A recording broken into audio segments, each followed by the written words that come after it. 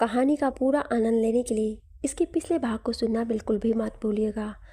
उसका प्लेलिस्ट का लिंक मैं आपको डिस्क्रिप्शन बॉक्स पर दे दूंगी और साथ में कमेंट बॉक्स में पिन भी कर दूंगी, तो आप वहां से भी जाकर सुन सकते हैं।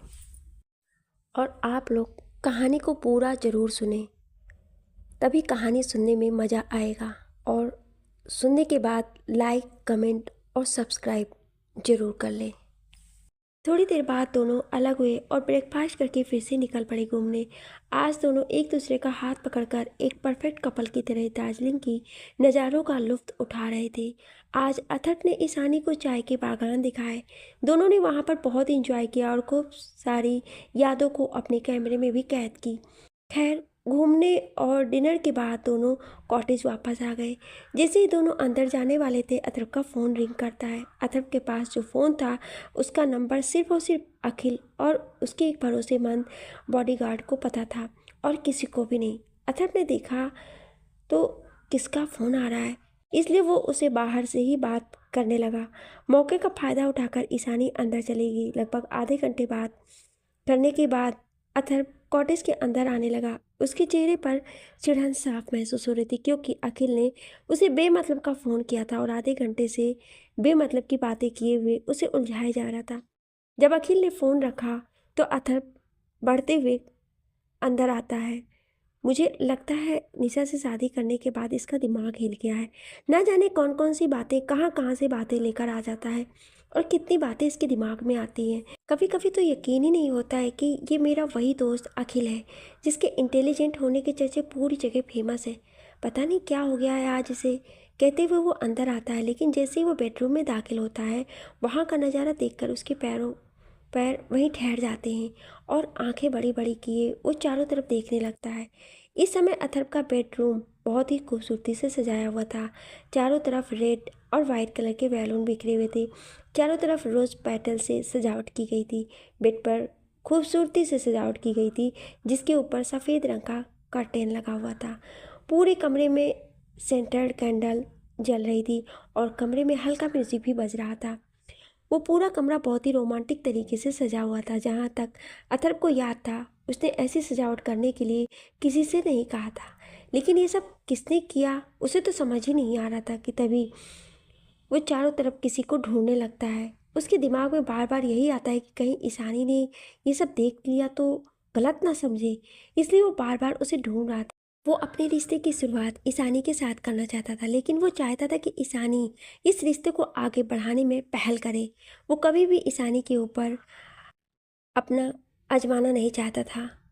वो जानता था कि ईशानी भी उससे प्यार करती है, लेकिन वो अपने रिश्ते को एक कदम और आगे ले जाने के लिए ईशानी का कंसर्ट भी चाहता था। वो यही सोच रहा था कि कहीं ईशानी गलत ना समझ ले। इस समय अथर्व ने एक ब्लैक पैंट और ब्लैक शर्ट पहनी हुई थी। उसने अपने कोट और वार्म कपड़े जितने भी पहने थे वो सब निकाल दिए थे। इस समय सिर्फ वो एक पतली सी ब्लैक शर्ट और पैंट में था। उसकी शर्ट के भी कुछ बटन ऊपर की तरफ से खुले हुए थे, जिससे उसकी ब्रॉड चेस्ट दिख रही थी। अथर्व चारों तरफ ईशानी को देख रहा था। तभी बाथरूम का दरवाज़ा खुला और उसकी नज़र दरवाजे पर खड़ी ईशानी पर गई और उसकी नज़र वहीं ठहर गई। वो अपनी आंखें बड़ी और मुंह खुला उसे देख रहा था जहाँ ईशानी खड़ी थी। ईशानी ने इस वक्त एक ब्लैक और रेड कलर की टू पीस नाइटी पहनी थी। वो नाइटी उसके घुटनों के ऊपर तक थी। उसके खुले बाल और होठों पर लगी डार्क कलर की लिपस्टिक अथर्व अपनी ओर सिड्यूस कर रही थी। अचानक से अथर्व को याद आता है कि आज जब दोनों मॉल में शॉपिंग करने गए थे तो उसकी नज़र उसे नाइटी पर पड़ी थी जो इस समय ईशानी ने पहन रखी थी। लेकिन ईशानी ने कब वो नाइटी ली, ये बात अथर्व को नहीं पता थी। लेकिन ईशानी को इस वक्त उस ड्रेस में देखकर अथर्व के इमोशंस बेकाबू हो रहे थे। उसके मुंह से अचानक से ही निकला, गॉर्जियस। अथर्व के मुंह से अपने लिए कॉम्प्लीमेंट सुनकर ईशानी के चेहरे पर शर्म की रेखाएं आ गई। अब जाकर अथर्व को पूरी बात समझ में आई कि ये सब सजावट किसने करवाई है। वो अपने कदम ईशानी की ओर बढ़ा देता है, जो शर्म से सकुचाई हुई वहीं पर खड़ी थी।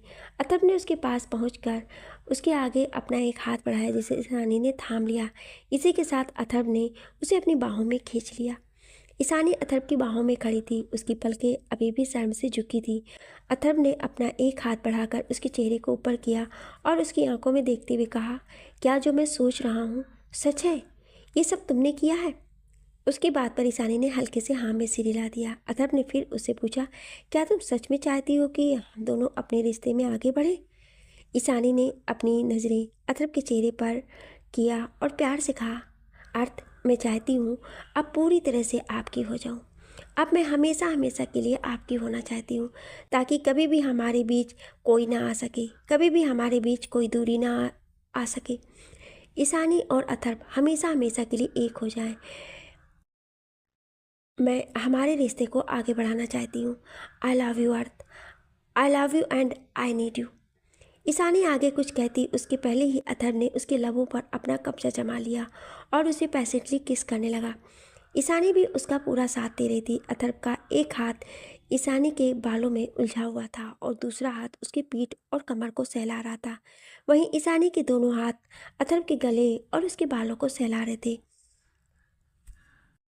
उनकी किस बहुत ही ज़्यादा डीप और पैशनेट थी। लगभग आधे घंटे की लॉन्ग किस के बाद जब अथर्व को लगा कि ईशानी को सांस लेने में प्रॉब्लम हो रही है, तो उसने उसके होठों को आज़ाद कर दिया। इस समय दोनों के सर एक दूसरे से लगे हुए थे और दोनों ही ज़ोर ज़ोर से सांसें ले रहे थे। अथर्व अपनी आंखें खोल के ईशानी को देखता है, जो अपनी निगाहें झुकाए जोर जोर से सांसें ले रही थी। इस समय उसका चेहरा पूरा लाल हो गया था, कुछ शर्म से और कुछ सांस न ले पाने की वजह से। उसे इस तरह से देखकर अथर्व के चेहरे पर एक स्माइल लगी। उसने धीरे से उसके माथे पर किस किया और उसके पूरे चेहरे को अपने होठों से सहलाने लगा। धीरे से वो उसके कानों के पास जाता है और उसके कानों पर चूम कर कहता है, बहुत खूबसूरत लग रही हो। मुझे लगता है आज रात मैं बेकाबू ना हो जाऊं। उसकी ये बात सुनकर ईशानी के चेहरे पर मुस्कान गहरी हो जाती है और वो शर्माकर उसे खुद से दूर करती है और भागकर बालकनी में चली जाती है। अथर्व मुस्कुराकर अपने बालों में हाथ फेरता है और वो भी ईशानी के पीछे बालकनी में चला जाता है। अथर्व देखता है कि ईशानी रेलिंग के पास खड़ी आसमान में चांद को देख रही है, जो थोड़ी देर में बादलों में छिप जाता है तो थोड़ी देर बादलों से बाहर आ जाता है। इस समय ठंडी ठंडी हवाएं बह रही थी, जिससे उसके बाल उड़ रहे थे। ईशानी बहुत ध्यान से आसमान में देख रही थी। तभी उसे अपने ऊपर किसी की पकड़ महसूस होती है। अथर्व ने पीछे से उसे अपनी बाहों में पकड़ रखा था और उसके गालों पर चूम कर कहता है, आज मुझसे दूर जाने की इजाज़त नहीं है तुम्हें। उसकी बात पर ईशानी भी मुस्कुराकर कहती है, दूर जाना भी कौन चाहता है। अतर्क की खुशी का ठिकाना नहीं रहता है जब वो ईशानी की वजह से ये सब सुनता है। वो अपनी पकड़ उस पर मजबूत कर देता है। इस समय उसके हाथ उसकी नाइटी के जैकेट के नॉट पर थे।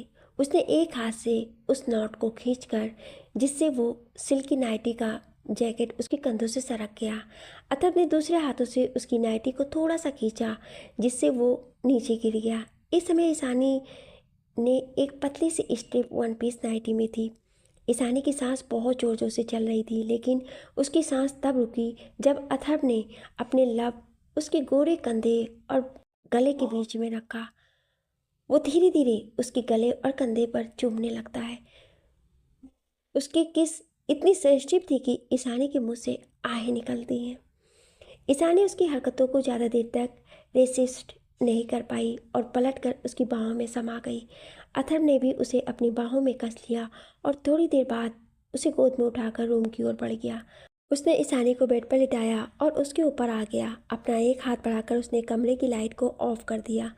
खिड़की से आई चांद की रोशनी उन दोनों के प्यार को भिगो रही थी। आज अथर्व और ईशानी का प्यार मुकम्मल हो गया था। ये रात और ये चांद उनके प्यार का गवाह बना।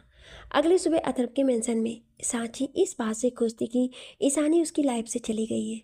अब वो अथर्व के मेंशन में एक महारानी की तरह रहने लगी थी। वो सभी नौकरों पर अपना हुक्म चलाती और उनसे बहुत बुरा बर्ताव करती थी।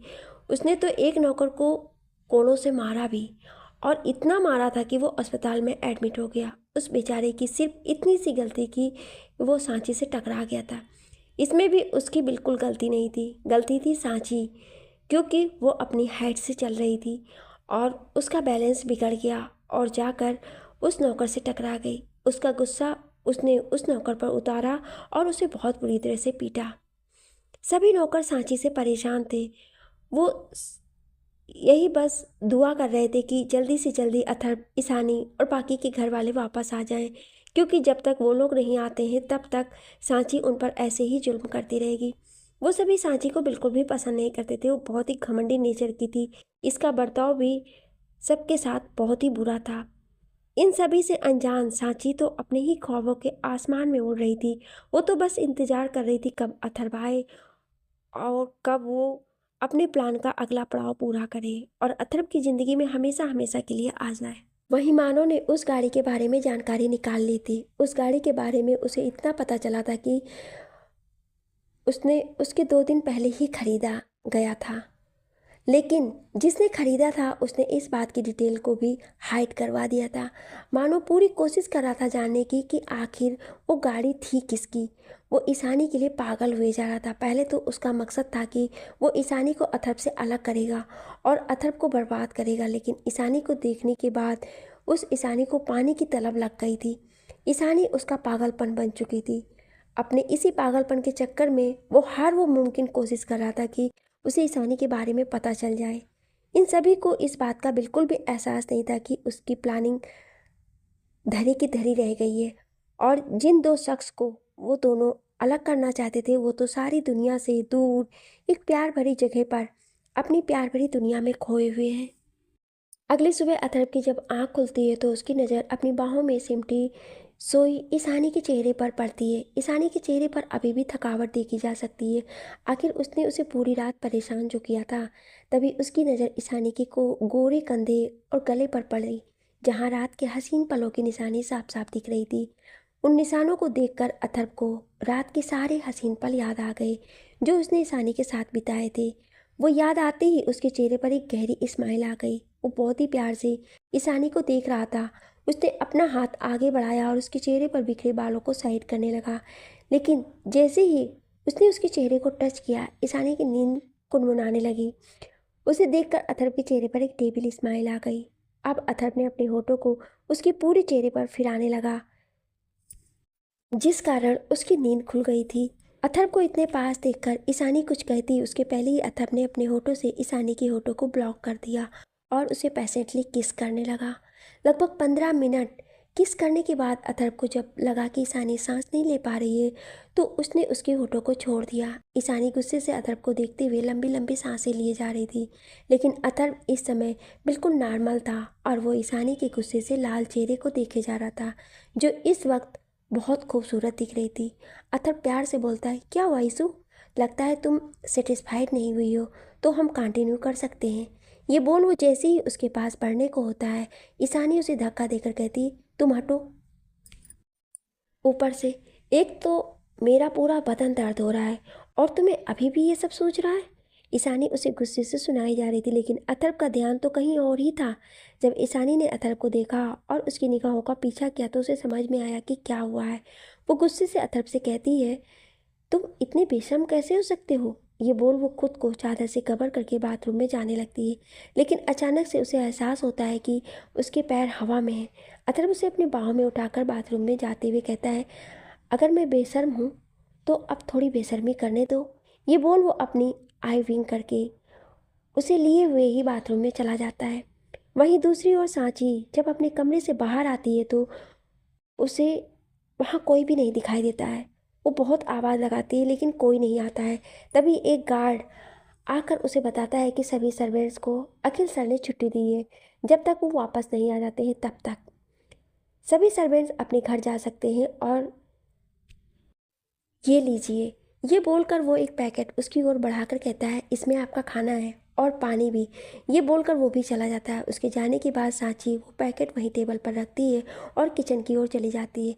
लेकिन ये क्या, किचन लॉक है और ये कोड लॉक है जिसे किसी रिमोट से ही कंट्रोल किया जा सकता है। ऐसे ही सांची पूरे घर को देखती है तो उसे पता चलता है कि पूरा घर लॉक है, सिर्फ उसका कमरा और हॉल ही खुले हैं। वो गुस्से से खुद से कहती है, ये सब जरूर उस कमीने अखिल की करतूत होगी। एक बार मेरी अथर्व से शादी हो जाए फिर मैं इस कमीने को ऐसा सबक सिखाऊंगी कि ये मौत की भीख मांगेगा। ये बोल वो पैकेट को उठाकर अपने कमरे में चली जाती है। अथर्व का मेंशन रिमोट कंट्रोल से कंट्रोल होता था। वो मॉडर्न टेक्निक से बना हुआ था, जिस वजह से उसे सिर्फ अथर्व और अखिल ही कंट्रोल कर सकते थे। सांची को अखिल पर भी शक था। क्योंकि उसे लग रहा था कि अथर्व यहाँ से बाहर है और अखिल ही ये सब कर रहा है, क्योंकि अथर्व कभी उसके साथ ऐसा नहीं कर सकता है। वो सोच ही रही थी कि उसके फ़ोन पर मानो की कॉल आती है। वो उसे देखकर और भी गुस्सा हो जाती है और फ़ोन उठाकर कहती है, तुम्हारी प्रॉब्लम क्या है? तुम्हारी उस ईशानी को कोई और ले गया तो मेरे सर क्यों खा रहे हो? जाओ जाकर ढूंढो, आगे से मुझे फ़ोन मत करना। ये बोल वो बिना कुछ सुने फ़ोन काट कर देती है। दूसरी ओर मानो गुस्से से बोलता है, ये लड़की किसी काम की नहीं है। ये बोल वो गुस्से से शराब पीने लगता है। तभी उसके पास एक आदमी आकर कुछ बताता है, जिसे सुनकर वो शॉक हो जाता है। वहीं ऑस्ट्रेलिया में निशा बाड़ी के साथ खेल रही होती है। तभी अखिल आकर कहता है, निशा मुझे कुछ बात करनी है, जिसे सुनकर निशा बाड़ी को एक सर्वेंट के साथ अंदर भेज देती है। उसके जाने के बाद अखिल उसे कुछ ऐसा बताता है जिसे सुनकर वो टेंशन में आ जाती है। वो अखिल से कहती है, अखिल हमें जल्दी ही कुछ करना होगा। अखिल भी हाँ में सिर हिला देता है। दोनों अंदर जाते हैं तो सामने का नज़ारा देखकर दोनों शॉक हो जाते हैं, क्योंकि बाड़ी फर्श पर बेहोश पड़ी थी और मेड उसे उठाने की कोशिश कर रही थी। उसे देखकर दोनों भागकर बाड़ी को उठाते हैं और उसे लेकर तुरंत हॉस्पिटल निकल जाते हैं, जहाँ डॉक्टर उन्हें जो कहती है उसे सुनकर दोनों ही घबरा जाते हैं। डॉक्टर कहते हैं कि उन्हें बाड़ी का जल्दी ही ऑपरेशन करना होगा, नहीं तो उसके लिए प्रॉब्लम बढ़ जाएगी। अभी थोड़ी देर पहले गार्डन में अखिल ने बाड़ी के बारे में ही बताया था कि उसकी कंडीशन अब बदतर होती जा रही है, जल्द से जल्द ऑपरेशन करना होगा। और अब डॉक्टर की बात सुनकर निशा कहती है, हमें भाई को इन्फॉर्म करना होगा। जिसे सुनकर अखिल कहता है, नहीं निशा, अभी हम उन्हें नहीं बता सकते हैं। फिर वो डॉक्टर की ओर देखकर कहते हैं, आप लोग ऑपरेशन की तैयारी कीजिए। डॉक्टर भी ऑपरेशन की तैयारी करने चले जाते हैं। थोड़ी देर में ऑपरेशन भी स्टार्ट हो जाता है। वहीं दार्जिलिंग में अथर्व और ईशानी बैठकर नाश्ता कर रहे थे। उसके बाद ईशानी उठकर फिर बिस्तर पर गिर जाती है। तो अथर्व कहता है, क्या हुआ? आज मैंने प्लान बनाया है घूमने का और तुम सोने जा रही हो? जिस पर ईशानी घूर के उसे देखती है, फिर उसके मुंह पर एक पिलो फेंक कर कहती है, तुमने रात भर मुझे परेशान किया, फिर अभी बाथरूम में भी इतना तंग करने के बाद तुम मुझसे पूछ रहे हो तुम एक नंबर की बेशर्म हो। अब अथर्व बेचारा कहता भी क्या। थोड़ी देर बाद ईशानी बेड पर आराम से लेटी हुई थी और अथर्व उसका पैर दबा रहा था और वो खुद से कहता है, क्या ज़माना आ गया है। पहले बीवियां पतियों के पैर दबाती थीं और आज पति बीवी के पैर दबा रहा है। घोर कलयुग है भाई। ये बोल वो ईशानी के पैर फिर से दबाने लगता है। अथर्व थोड़ी देर अपनी बड़बड़ करता है। तभी उसका ध्यान ईशानी पर जाता है। वो देखता है कि ईशानी सो चुकी है। सोते समय ईशानी बहुत ही खूबसूरत लग रही थी, लेकिन उसके चेहरे पर थकावट के भाव थे। सच में वो बहुत ज़्यादा थक गई थी। और अथर्व उसे ऐसे देखकर स्माइल करता है और फिर जाकर उसके पास लेट जाता है। उसे अपनी बाहों में लेकर उसके फोrehead पर एक किस करके उसे अपनी बाहों में भरकर सो जाता है। दूसरी ओर ऑस्ट्रेलिया में लगभग 5 घंटों के बाद डॉक्टर्स ऑपरेशन थिएटर से बाहर आते हैं। उसके बाहर आते ही अखिल और निशा उन्हें घेर लेते हैं। निशा कहती है, डॉक्टर अब कैसी है मेरी बहन? उसकी बात पर डॉक्टर कहते हैं, उसका ऑपरेशन सक्सेसफुल रहा, अब वो खतरे से बाहर है, लेकिन उन्हें अभी बहुत ही ज़्यादा केयर की ज़रूरत है। और एक ज़रूरी बात, मेरी उससे बात हुई थी तो वो किसी बड़ी और अपनी माँ को याद कर रही थी। बेहतर होगा कि आप लोग उन्हें बुला लें। हम उन्हें कुछ घंटे बाद वीआईपी वार्ड में शिफ्ट कर देंगे, तब आप लोग मिल लीजिएगा। ये बोल वो चले गए। वहीं दूसरी ओर मानो के आदमी ने उसे बताया कि जिस कार से ईशानी का किडनैप हुआ है वो किसी और की नहीं बल्कि अथर्व रायचंद की थी और उन दोनों को दार्जिलिंग में देखा गया है। वो दोनों साथ हैं। ये सुनते ही मानो का चेहरा गुस्से से लाल हो गया। उसने खुद से कहा, वो अथर्व रायचंद ने मेरे साथ खेल खेला, अब मैं उसे जिंदा नहीं छोड़ूंगा। आ रहा हूँ मैं अपनी ईशानी को तुमसे वापस लेने। ये बोल उसने अपने आदमियों से चलने की तैयारी करने को बोला। वहाँ से निकल गया। उसने सांची को कुछ नहीं बताया, क्योंकि अब वो उसे किसी काम की नहीं लग रही थी। वहीं अथर्व और ईशानी एक दूसरे की बाहों में सुकून से सोए थे। तभी अथर्व का फ़ोन बजता है, जिससे उसकी नींद खुल जाती है।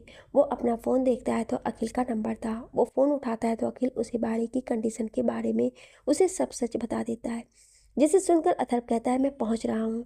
अब तक ईशानी भी उठ चुकी थी। अथर्व और अखिल की बातें भी सुन चुकी थी।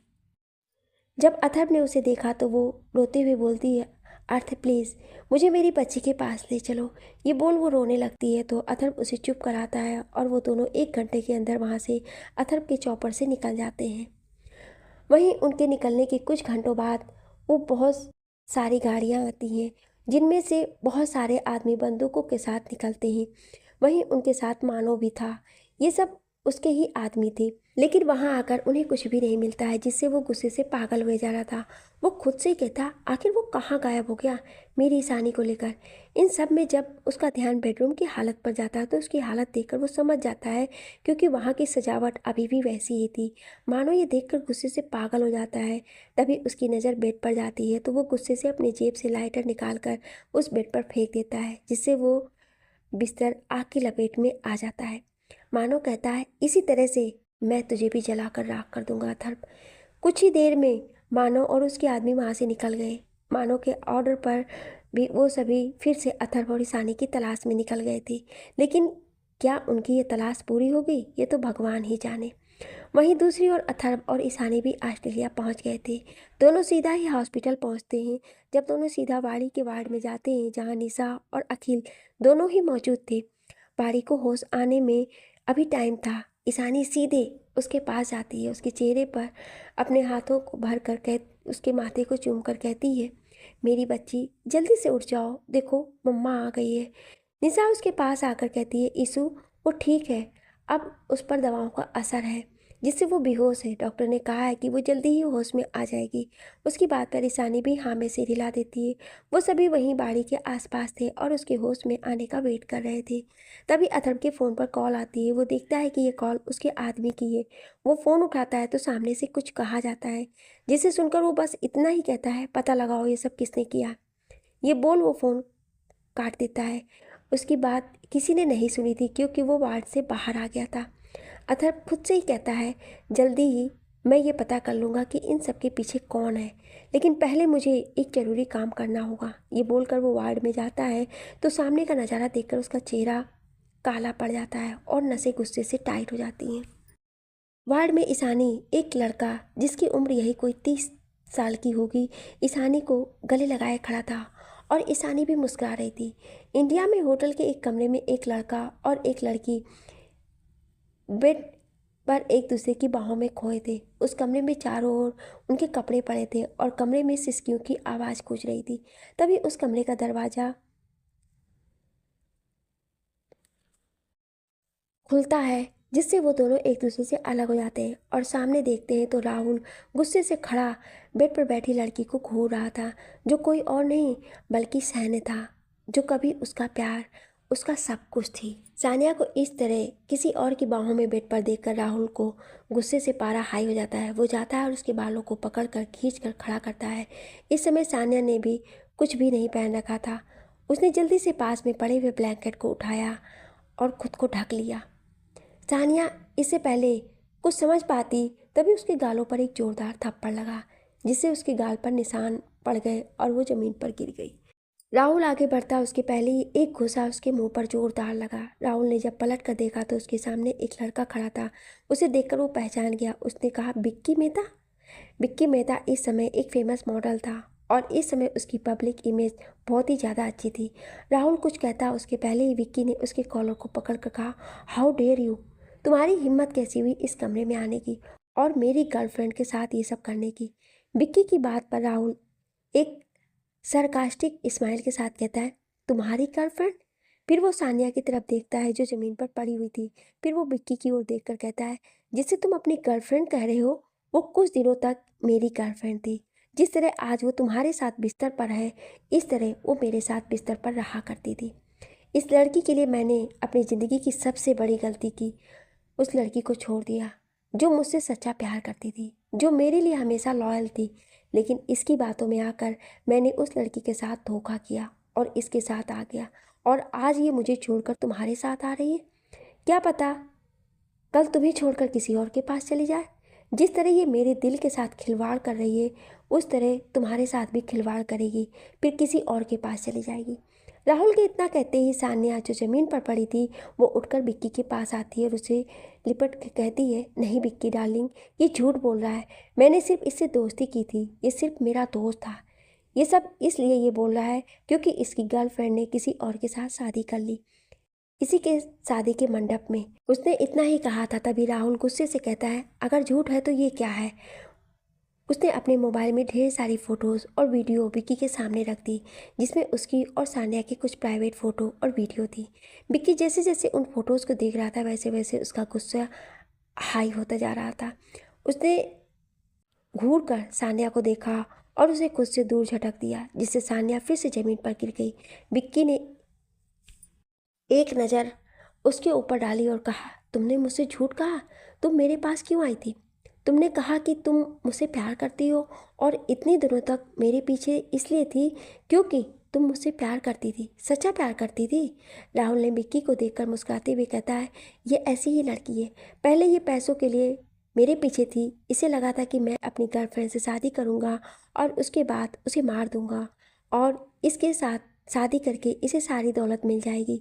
लेकिन जब उसने किसी और से शादी कर ली और मुझे वो अलग हो गई, तो इसने मुझे अलग होने के लिए प्लान बनाया और तुम्हारे साथ आ गई। कल को तुम्हारे पास पैसे ख़त्म हो जाएंगे, तब ये किसी और के पास चली जाएगी। इस जैसी लड़कियां सिर्फ पैसों के पीछे पागल रहती हैं। इन्हें किसी भी इंसान के इमोशन और प्यार से कोई मतलब नहीं होता है। अरे इससे अच्छी तो वो लड़कियां होती हैं जो मजबूरी में अपना बदन बेचती हैं। ये तो उनसे भी कहीं गुजरी है। उसकी ऐसी बातें सुनकर सान्या गुस्से से खड़ी होती है और कहती है, तुम्हारे साथ रहना भी कौन चाहता है?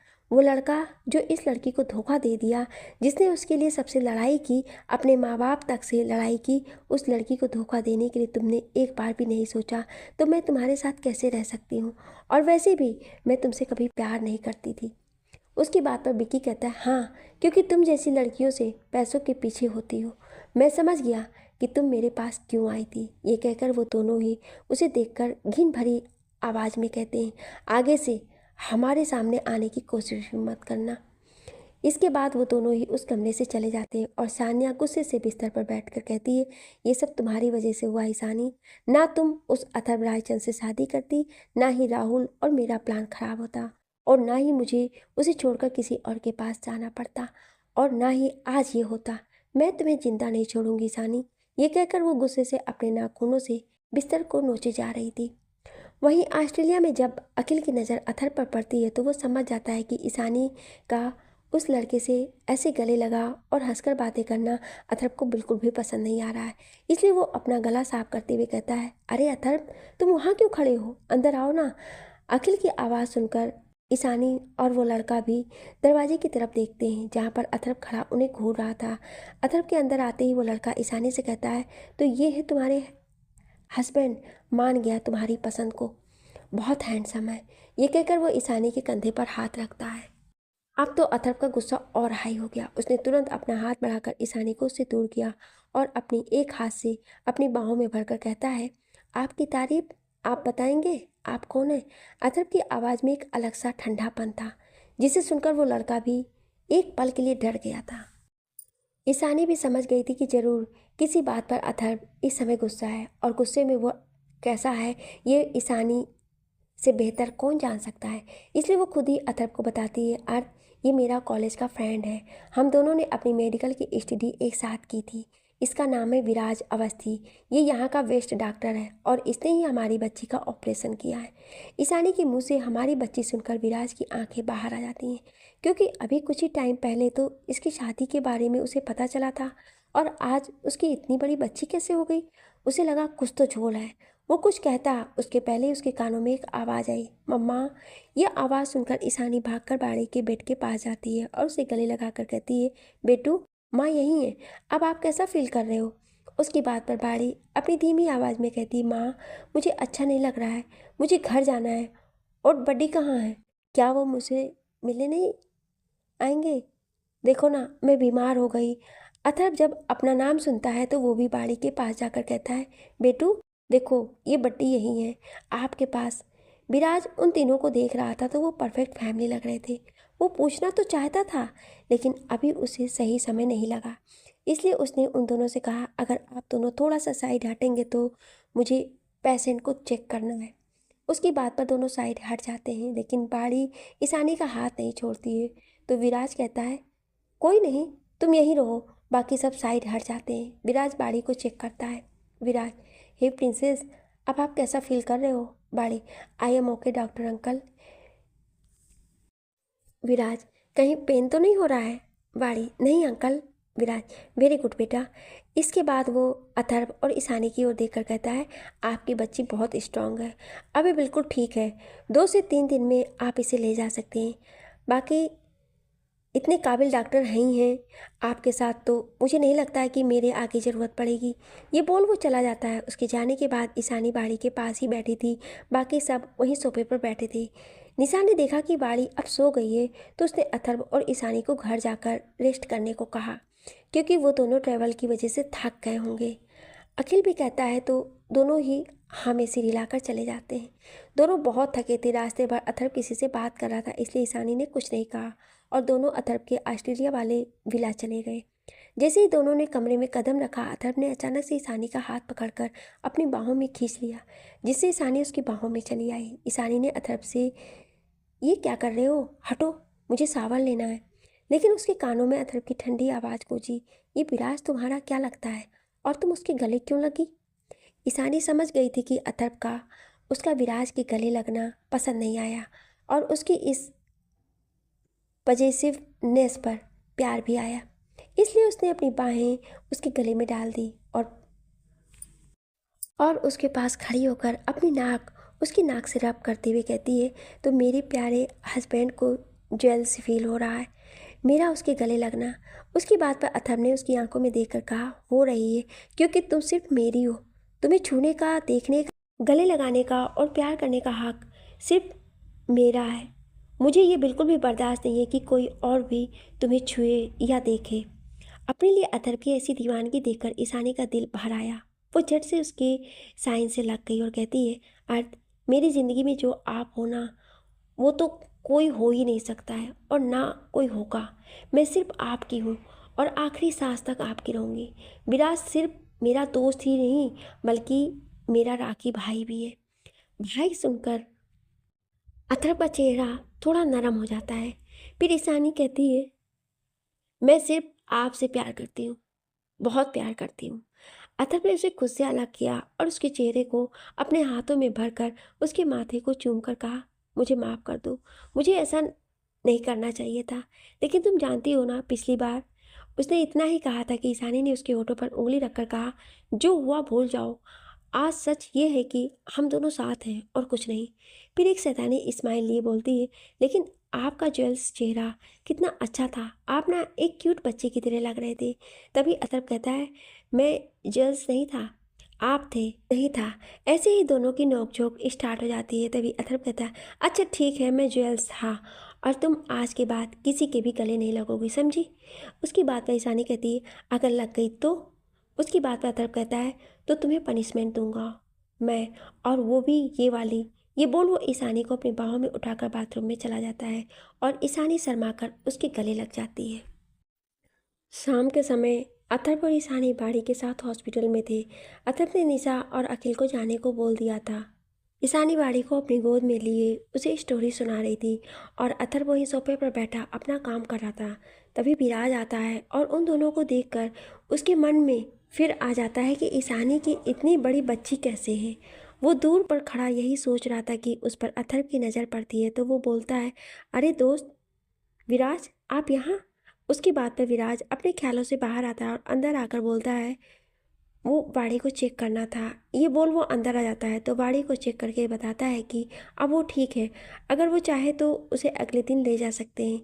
अगर कोई प्रॉब्लम होती है तो उसकी माँ तो है ही है उसके साथ। ये बोल वो जाने लगता है। जैसे ही वो बाहर आता है उसके कानों में अथर्व की आवाज़ पड़ती है। वो देखता है तो अथर्व अपनी पॉकेट में हाथ डाले उसकी ओर आकर कहता है, मुझे ऐसा क्यों लग रहा है कि कोई बात है जो आपको परेशान कर रही है। वैसे मुझे आपकी परेशानी से कोई मतलब नहीं, लेकिन आपकी परेशानी में मेरी बीवी से जुड़ी कोई बात है, इसलिए मुझे जानना है, तो बताइए। उसकी बात पर विराज कहता है, देखिए आप गलत मत समझिए मेरे और ईशानी के बीच। उसकी बात को काट कर अथर्व बोलता है, भाई बहन का रिश्ता भाई मैं जानता हूँ, लेकिन आपकी परेशानी के बारे में जानना था और वो ये बात नहीं है। विराज बोलता है, जहाँ तक मैं जानता हूँ कि ईशानी की शादी को ज़्यादा टाइम नहीं हुआ है, तो फिर उसकी इतनी बड़ी बेटी। अथर्व कहता है, तुम शायद ईशानी को सही से नहीं जानते हो। वो ऐसी लड़की है जिसने अपनी ननद को ही अपनी बेटी बना लिया है। उसकी बात पे विराज उसे देखता है तो अथर्व बोलता है, बाड़ी मेरी बहन है, लेकिन ईशानी ने उसे अपनी बच्ची बना कर रखा है। वैसे भी बाड़ी को माँ का प्यार कभी नहीं मिला और उसे वो प्यार ईशानी से मिला, तो उसे ही वो अपनी माँ समझती है। अथर्व की बात पे विराज मुस्कुरा देता है और फिर अथर्व की ओर देखकर कहता है, मेरी एक रिक्वेस्ट है मिस्टर रायचंद, वो 2 दिन बाद मेरी वाइफ का बर्थडे है। मैं चाहता हूँ कि आप और ईशानी आएँ, अगर आपको। अथर्व कहता है, हम जरूर आएंगे। उसकी बात पे विराज उसे थैंक्स कहकर चला जाता है। वहीं इंडिया में मानो को पता चला कि अथर्व और ईशानी ऑस्ट्रेलिया में हैं, इसलिए वो भी निकलने लगता है। लेकिन ऑस्ट्रेलिया में अथर्व और ईशानी को ढूंढना इतना आसान नहीं था। वो जैसे ही एयरपोर्ट पर पहुंचता है, वैसे ही उसके आदमी उसे लेकर उसके घर जाने लगते हैं। उसने अपने सभी आदमियों को अथर्व और ईशानी का पता लगाने को बोल दिया था, लेकिन अथर्व को ढूंढ पाना इतना ही आसान होता तो वो अथर्व रायचंद किस नाम का। अगले दिन अथर्व और ईशानी बाड़ी को अपने विला लेकर आ गए। ईशानी ने बाड़ी को उसकी मेडिसिन दी और सभी के लिए लंच तैयार करने लगे। विला के सभी सेफ उसे हैरानी से देख रहे थे। उसमें कुछ इंडियंस भी थे। एक सेफ ने दूसरे से कहा, मुझे तो यकीन ही नहीं हो रहा है कि ये हमारी लेडी बॉस है। कहाँ थोड़ा सा पैसा आ जाने पे लड़कियां घमंड से भर जाती हैं, और ये है इतने बड़े आदमी की वाइफ होने के बाद भी इतनी सिंपल है, और इनका बिहेव भी कितना अच्छा है। वो अथर्व भी किचन में ही आ रहा था। वो जानता था कि इस समय ईशानी कहाँ होगी। जैसे ही वो किचन के दरवाजे पर पहुंचा, उसकी नज़र ईशानी पर पड़ी, जिसने आज मैरून कलर की साड़ी पहनी थी, अपने बालों का जूड़ा बनाया था और साड़ी को कमर में टक करके वो कुछ बना रही थी, जिसकी खुशबू पूरे घर में फैली थी। तभी उसकी नज़र ईशानी की कमर पर गई। अथर्व को तो बस यही चाहिए था, वो ईशानी को साड़ी में देखकर ही पागल हो जाता था। हमारा सख्त हीरो यहाँ पर पिघल जाता था। अथर्व ने सभी सेब को देखा और उनके इशारे से जाने को कहा। वो सभी उसका इशारा पाकर वहाँ से चले गए। अथर्व ने अपने कदम ईशानी की ओर बढ़ा दिए और जाकर उसे पीछे से बाहों में भर लिया। पहले वो डर गई, लेकिन जब उसे एहसास हुआ कि अथर्व है तो वो शांत हो गई। लेकिन अथर्व की उंगलियाँ जो उसकी कमर पर हरकत कर रही थी, उससे उसे गुदगुदी होने लगी और वो खिलखिलाकर हंसने लगी। उसने ईशानी से पूछा कि वो क्या बना रही है, तो उसने बताया कि वो पनीर लबदार और लच्छे पराठा बना रही है, साथ में पुलाव। अथर्व खुश हो गया क्योंकि ये सब उसकी पसंद का था। थोड़ी देर में सभी डाइनिंग टेबल पर थे और अपना लंच कर रहे थे कि अथर्व ने कहा कि कल उन्हें विराज की पार्टी में जाना है। तो ईशानी ने खुश होकर कहा, ठीक है। सभी ने लंच किया और अपने कमरे में आराम करने जा ही रहे थे कि अचानक से निशा बेहोश होकर गिर गई। सभी परेशान हो गए। थोड़ी देर बाद अथर्व और अखिल परेशान होकर कमरे के बाहर टहल रहे थे। तभी ईशानी ने दरवाज़ा खोला, जो निशा को चेक कर रही थी। जैसे ही वो बाहर आती है, दोनों उससे पूछने लगते हैं कि क्या हुआ निशा को। लेकिन ईशानी की बात सुनकर दोनों शॉक हो जाते हैं। मानो को तो पता चल चुका था कि ईशानी और अथर्व आज किसी की पार्टी में जाने वाले हैं, तो उसने भी वहाँ की पार्टी में जाने की तैयारी कर ली थी। अथर्व और अखिल अभी भी ईशानी को हैरानी से देख रहे थे। ईशानी के चेहरे पर एक बड़ी सी स्माइल थी। अथर्व ईशानी के पास जाकर कहता है, ईशु, सच कह रही हो तुम? मुझे तो यकीन ही नहीं हो रहा है। मेरी बच्ची, मेरी निशु, वो। उसकी बात पर ईशानी ने एक बड़ी सी स्माइल के साथ कहा, हाँ अर्थ, हमारी निशा प्रेग्नेंट है, वो माँ बनने वाली है। अथर्व ने उसे अपनी बाहों में भर लिया। फिर उसकी नज़र अखिल पर पड़ी, जिसकी आंखों में नमी थी। जब अथर्व ने उसे देखा तो अखिल उसके गले लग गया। अथर्व समझ सकता था कि अखिल के लिए ये समय कितना बड़ा है, क्योंकि अथर्व एक अनाथ था। उसकी ज़िंदगी के बाद निशा और अथर्व भी थी, लेकिन अब उसकी ज़िंदगी में एक नया सदस्य आने वाला है, जो उसके और निशा के प्यार का अंश होगा। उसका ही रूप अब उसका भी कहने को अपना परिवार होगा। अखिल समझ ही नहीं पा रहा था कि वो कैसे अपने इमोशंस को बयां करे। वो तुरंत अथर्व से अलग होकर कमरे में निशा के पास गया, जो बेड पर अभी भी लेटी हुई थी। जब उसने अखिल को देखा तो वो उठकर बैठ गई। उसकी आंखें भी नम थीं। अखिल ने जाकर उसे अपनी बाहों में भर लिया। उसने निशा को खुद से दूर किया और उसके चेहरे को अपने हाथों में भरकर कहा, थैंक यू निशा। तुम नहीं जानती तुमने मुझे कितनी बड़ी खुशी दी है। I love you so much. I promise मैं वर्ल्ड का बेस्ट फादर बनूंगा। निशा देख सकती थी कि अखिल कितना खुश और एक्साइटेड था। उसने अखिल के मुंह पर अपनी उंगली रखी और कहा, थैंक्स टू यू टू। उसके इतना बोलते ही दोनों रोने लगे। अखिल ने फिर उसे अपनी बाहों में भर लिया। अथर्व और ईशानी दरवाजे पर खड़े मुस्कुराते हुए उन दोनों को देख रहे थे। दोनों ने एक दूसरे को देखा और उन्हें अकेला छोड़कर बाहर चले गए। अथर्व और ईशानी ने जाकर एक दूसरे को देखा, फिर स्माइल करने लगे। कुछ देर बाद जब अखिल और निशा बाहर आए तो हॉल का नज़ारा देखकर शॉक हो गए, क्योंकि पूरा हॉल सज गया था। जहाँ ढेर सारे खिलौने, बैलून्स और बबल्स हॉल में उड़ रहे थे। पूरा हाल देखकर निशा और अखिल के चेहरे की मुस्कान आ गई। तभी उनका ध्यान एक और गया, जहाँ खूबसूरती से लिखा था, वेलकम टू बी पेरेंट्स। वो दोनों हॉल में आए तो वहाँ पर ईशानी अथर्व के साथ बाड़ी भी थी। बाड़ी ने निशा के पास जाकर कहा, दीदू क्या सच में आप बेबी लाने वाले हो? उसकी बात पर अखिल ने उसे अपनी गोद में उठाया और प्यार से कहा, हाँ बेबी, आपके पास एक बेबी आने वाला है। आपके दीदू आपको मासी बनाएंगी। थोड़ी देर तक सबने बातें की। फिर अथर्व ने बताया कि आज उन दोनों को विराज के घर पार्टी में जाना है, तो वो तैयार हो जाएं। जाने का मन तो निशा का भी था, लेकिन अखिल नहीं चाहता था कि निशा अभी बाहर जाए, इसलिए वो मान गई। और बाड़ी के साथ भी कोई होना चाहिए था ना। शाम के समय अथर्व ईशानी का वेट कर रहा था, तभी उसकी नज़र सीढ़ियों पर पड़ी जहाँ से ईशानी आ रही थी। ईशानी ने इस समय एक ब्लू और ब्लैक कॉम्बिनेशन में साड़ी पहनी थी, जिस पर डायमंड का वर्क था। उसके साथ नीली चूड़ियाँ, खुले बालों के साथ डायमंड की इयररिंग और गले में उसका मंगलसूत्र। अथर्व तो उसको देखता ही रह गया। उसने अपने साइन पर थपकी दी और खुद से कहा, ये लड़की मुझ पर कहर ढाने का एक मौका भी नहीं छोड़ती है। एक तो इसे साड़ी में देखकर मैं खुद ही आउट ऑफ कंट्रोल हो जाता हूँ, उस पर अगर ये इतनी खूबसूरत लगेगी तो मैं खुद को कैसे संभालूंगा। तब तक ईशानी उसके पास आकर कहती है, अर्थ कहाँ खो गए? अब लेट नहीं हो रहा है, चलो भी। अथर्व ने खुद से कहा, आज पार्टी के बाद तो इसको छोड़ूंगा नहीं। ये बोल वो एक टेबल स्माइल करता है और उसके साथ चला जाता है।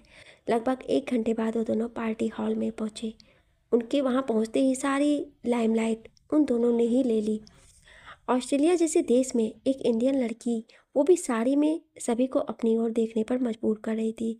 अथर्व की नज़र जब सब पर पड़ी तो उसकी मुट्ठियाँ कस गईं। उसने खुद से कहा, आज जरूर कोई मेरे हाथों से मरेगा। ये बोल वो पार्टी में एंटर कर गया।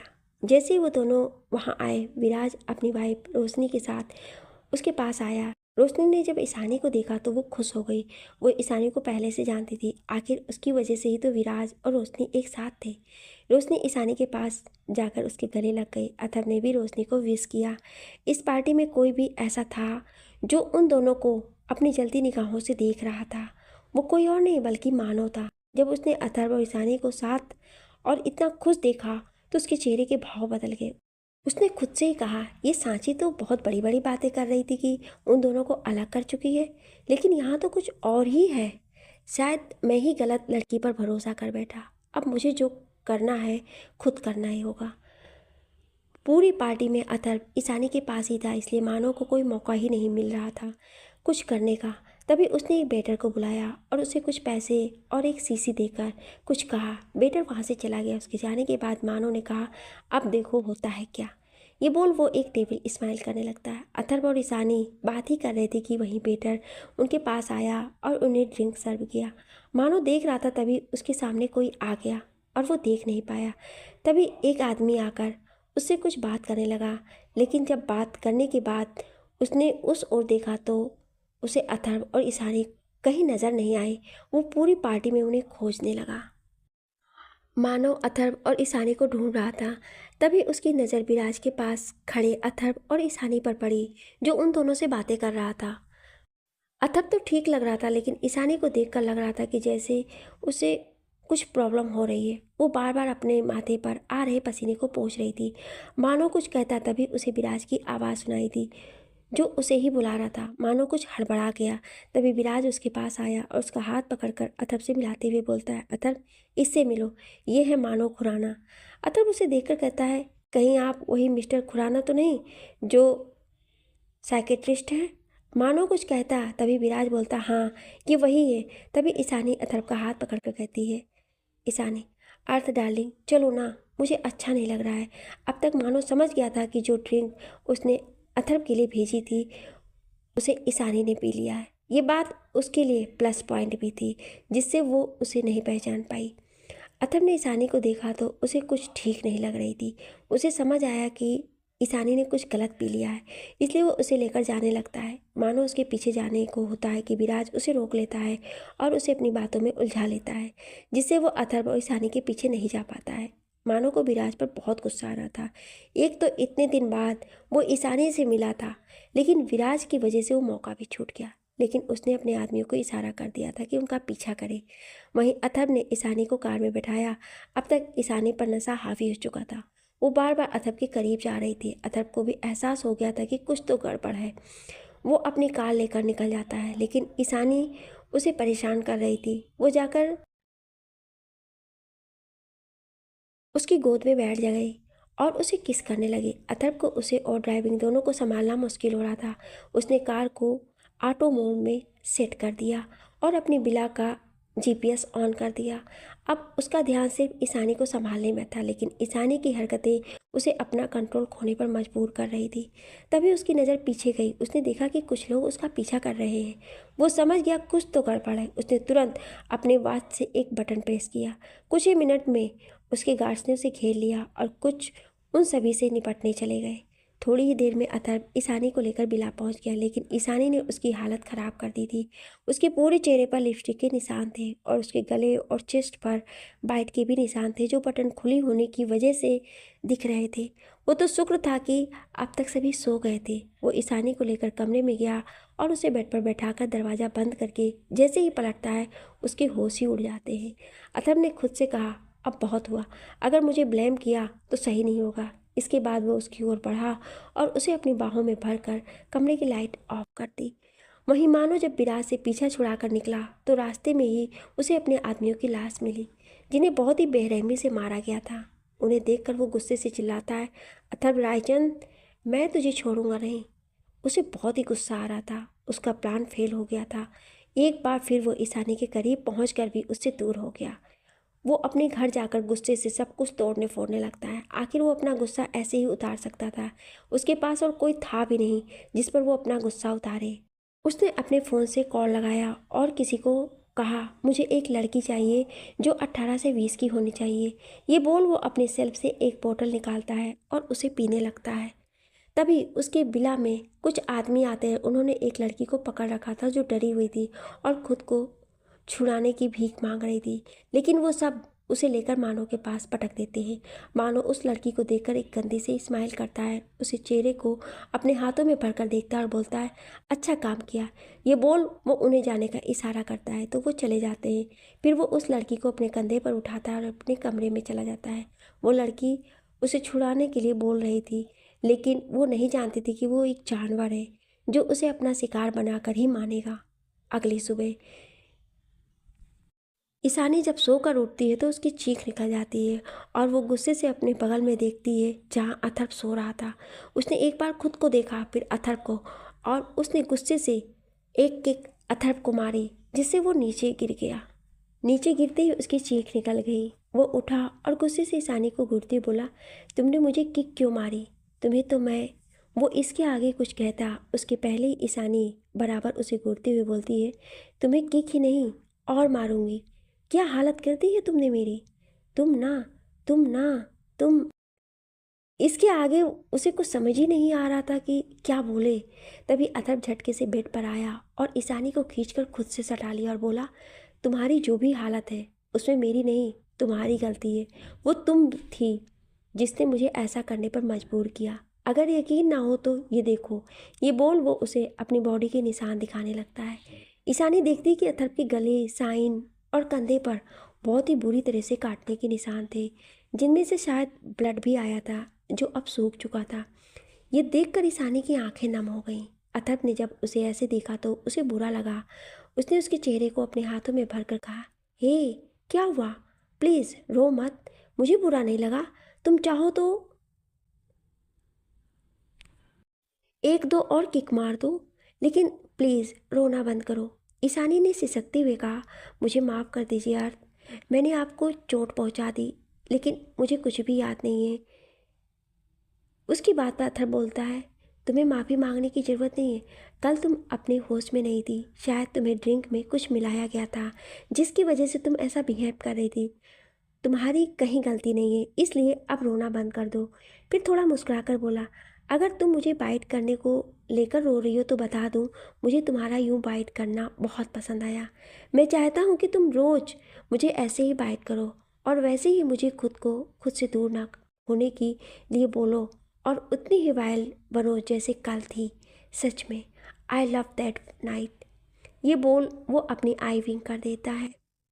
उसकी बात पर ईशानी उसके सीने पर मारकर कहती है, आप बहुत बेशर्म हो गए हो। उसकी बात पर अथर्व उसे उठाता है और ईशानी को बाथरूम में छोड़ देता है और उसे बाथटब में गर्म पानी में लिटाकर बोलता है, तुम्हें थोड़ा आराम मिलेगा। ये बोल वो स्टडी के बाथरूम में फ्रेश होने चला जाता है। थोड़ी देर बाद जब ईशानी रूम में आती है तो अथर्व के साथ एक लेडी डॉक्टर खड़ी होती है, जिसे देखकर ईशानी कुछ कहती है उसके पहले ही अथर्व कहता है, डॉक्टर आप मेरी वाइफ को देखिए, क्योंकि कल रात इसे एक ड्रग दिया गया था, कहीं उसके कोई साइड इफ़ेक्ट ना हो। डॉक्टर भी ईशानी को चेक करके कहती हैं, अभी ठीक है, मैंने इसे एंटीडोज दे दिया है, तो इन्हें कुछ दिन बाद आराम की ज़रूरत है, फिर ये फाइन हो जाएंगी। बस ये ध्यान रखिएगा कि इन्हें अगर बॉडी पर कोई रेसेस आते हैं तो मुझे इन्फॉर्म कर दीजिएगा। ये सब बोलकर वो चली जाती हैं। ईशानी देख सकती थी कि अथर्व उसके लिए कितना परेशान है। ये देखकर उसके मन में अथर्व के लिए अटूट प्यार आ जाता। तभी निशा और अखिल उसके रूम में आते हैं। अखिल निशा और भाड़ी को मॉर्निंग में वॉक पर ले गया था। दोनों को ही मॉर्निंग में फ्रेश एयर लेना इस वक्त बहुत फ़ायदेमंद था, इसलिए वो लेकर गया था। और जब वो वापस आए तो डॉक्टर को अथर्व के रूम में जाते देखकर परेशान हो गए। अथर्व ने उन्हें बताया कि ईशानी की थोड़ी सी तबीयत बिगड़ गई थी, बस और कुछ नहीं। अथर्व ने पूरी बात नहीं बताई। वो जानता था कि निशा अभी प्रेग्नेंट है और वो उसे कोई स्ट्रेस नहीं देना चाहता था। अथर्व जानता था कि निशा ईशानी को बहुत मानती है और वो उसकी वजह से परेशान हो जाएगी। ईशानी ने भी अथर्व की बात पर हाँ में सिर हिला दिया। वही मानो अपने कमरे में था। वो गुस्से से अपने आदमियों को कुछ इंस्ट्रक्शन दे रहा था। फिर वो अपने कमरे में आकर देखता है तो अभी भी वो लड़की उसके बिस्तर पर थी। वो अपने आदमियों से कहता है कि उसे वहाँ से हटाए। ये बोलकर वो बाथरूम में चला जाता है। जब उसके आदमी उस लड़की को देखते हैं तो शॉक हो जाते हैं, क्योंकि वो लड़की मर चुकी थी। लेकिन ये उनके लिए कोई नई बात नहीं थी, क्योंकि अक्सर मानो के पास जब वो लड़कियों को लाते थे तो कुछ लड़कियां उसकी दरिंदगी बर्दाश्त नहीं कर पाती थी और वो अपना दम तोड़ देती थी। इसलिए उन सब से उसे वहाँ से बाहर ले जाकर उसे कहीं फेंक देने को कहा और वापस से आकर कमरे को साफ करने लगा। मानो जब वापस से लिविंग रूम में आया तो उसे एक लड़की की आवाज़ आती है, जिसे देखकर वो खुश हो जाता है और वो लड़की आकर उसके गले लग जाती है। मानो के मुंह से बस इतना ही निकलता है कि मानुसी तू यहाँ। उसकी बात पर वो लड़की उससे अलग होकर बोलती है, क्यों आप खुश नहीं हैं कि मैं यहाँ आ गई? मुझे नहीं आना चाहिए ना? आप मुझे यहाँ देखकर बिल्कुल भी खुश नहीं हैं। आपको तो मेरी कोई परवाह ही नहीं है और ना ही मुझसे प्यार है। अगर होता तो इतने दिन आप यहाँ और मुझसे मिलने भी नहीं आए। मानो उस लड़की को ऐसे रूठती हुई देखकर स्माइल करने लगता है और उसे घुमाकर अपने सीने से लगा लेता है। तभी एक आवाज़ के साथ वो दोनों अलग हो जाते हैं। जैसे ही दोनों आवाज़ की ओर देखते हैं तो लड़की डर जाती है और मानो के आंखों में अलग ही भाव आ जाते हैं, क्योंकि वहाँ पर इस समय एक 50 साल की औरत खड़ी दोनों को गुस्से से घूर रही थी। आखिर कौन है ये दोनों और क्या रिश्ता है इनका मानो से? जानने के लिए सुनिए अगले भाग में। Thank you.